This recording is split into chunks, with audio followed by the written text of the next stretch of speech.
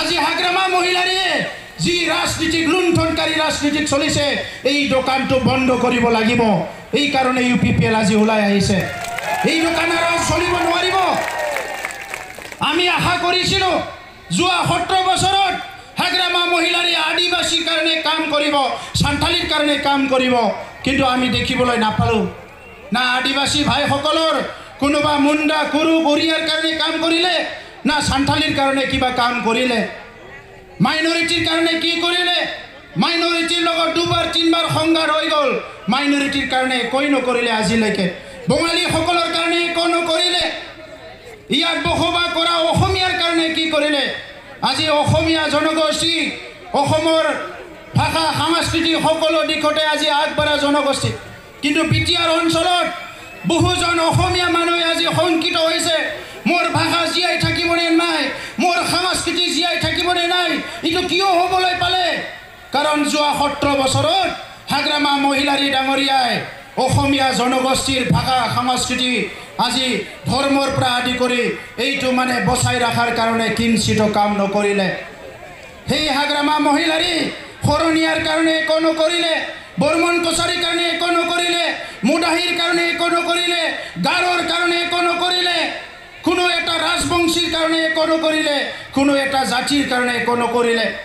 এই হাগ্ৰামা মহিলাৰে মহিলাসকলৰ কাৰণে একো নকৰিলে, ছাত্ৰ ছাত্ৰীৰ কাৰণে একো কাম নকৰিলে, নিবনুৱাসকলক সংস্থাপন দিয়াৰ কাৰণে একো কাম নকৰিলে।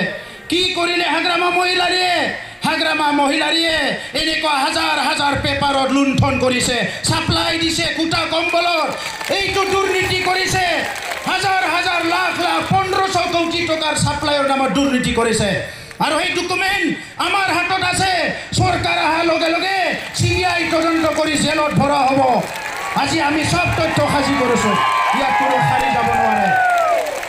যিসকলে আমাৰ দুখীয়া মানুহৰ ঘৰৰ পইচা খাইছে, খোৱা পানীৰ পইচা খাইছে, ৰাস্তা ঘাটৰ পইচা খাইছে, অংগনবাড়ীৰ শিশুৰ খাদ্যৰ পইচা খাইছে, যিসকলে আজি অংগনবাড়ী কৰ্মীবিলাকক অংগনবাড়ী মানে আজি যিবিলাক হেল্পাৰ আছে সেইসকলক মজুৰি দিব লগা পইচা খাইছে, যিসকলে কণ্ট্ৰেল দোকানী সমবায়ৰ কমিশ্যনৰ পইচা খাইছে, যিসকলে চাকৰিৰ নামত পইচা খাইছে, কোনো এজন ব্যক্তি সাৰি নাযাব। এজন এজন বাছি বাছি ওলাই জেলত ভৰা হ'ব। আপোনালোকেতো জানে ৰাইজ, আপোনালোকে গম পায় যোৱা 5 বছৰ আগত ওদালগুৰি জিলায় 9জন MCLA দিছিলে। এই মানে কি BPFক 9জন MCLA দিছিলে। আৰু সেই 9জন MCLA দিয়া সময়ত হাগ্ৰামা মহিলাৰী আহি কৈছিলে কি ওদালগুৰি জিলায় আমাৰ সন্মান বাচালে, ওদালগুৰি জিলাৰ কাৰণে বহুত কাম কৰিম। কি কাম কৰিলে ৰাইজ?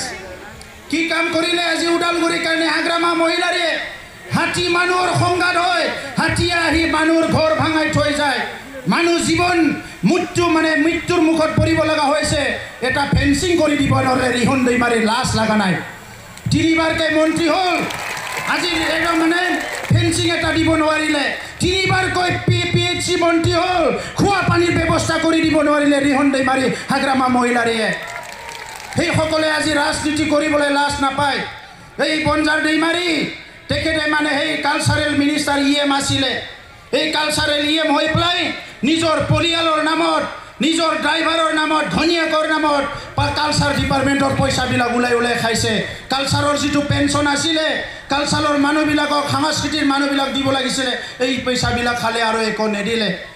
তো এইকাৰণে ৰাইজ এতিয়া আমাৰ হাতত উপায় নাই। আমাৰ এটাই উপায়, এই দুৰ্নীতি ভ্ৰষ্টাচাৰী লুণ্ঠনকাৰীবিলাকক খেদিব লাগিব, আৰু বেলেগ উপায় নাই। আমাক শান্তি লাগে। শান্তি লাগে নে নালাগে ৰাইজ? নিৰাপত্তা লাগে নে নালাগে? এই শান্তি আনাত বাধা কোনে দিছে? হাগ্ৰামা মহিলাৰী। এই শান্তি আনাত বাধা দিছে হাগ্ৰামা মহিলাৰী।